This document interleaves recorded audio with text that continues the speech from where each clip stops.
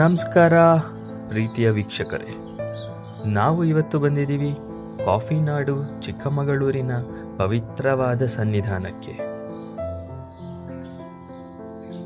ಇಲ್ಲಿ ನೆಲೆಸಿರುವಂಥ ದೇವಿಯು ಚಿಕ್ಕಮಗಳೂರಿನ ಜನತೆಗೆ ಅಚ್ಚುಮೆಚ್ಚಿನ ಅಮ್ಮನಾಗಿ ತನ್ನ ಬಳಿ ಬರುವ ಭಕ್ತರಿಗೆ ತಮ್ಮ ಕೋರಿಕೆಗಳನ್ನು ಈಡೇರಿಸುತ್ತಾ ಆಶೀರ್ವದಿಸುತ್ತಿದ್ದಾಳೆ.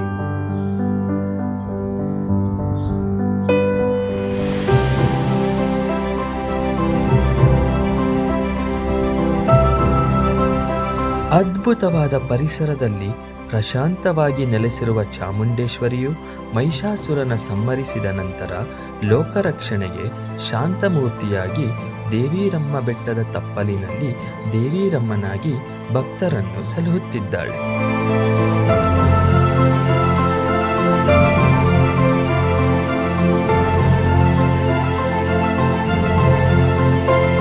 ನೀವು ಕೂಡ ದೇವಿರಮ್ಮನ ಆಶೀರ್ವಾದ ಪಡಿಬೇಕು ಅಂತ ಅನಿಸ್ತಿದ್ರೆ ಈ ದೇವಿ ಸನ್ನಿಧಾನಕ್ಕೆ ಭೇಟಿ ನೀಡಿ. ಎಲ್ಲರಿಗೂ ದೇವಿರಮ್ಮ ಒಳ್ಳೇದು ಮಾಡಲಿ. ಇದೇ ರೀತಿ ಹೊಸ ವಿಷಯಕ್ಕಾಗಿ ಚಾನಲ್ನ ಸಬ್ಸ್ಕ್ರೈಬ್ ಮಾಡಿ. ನಮಸ್ಕಾರ.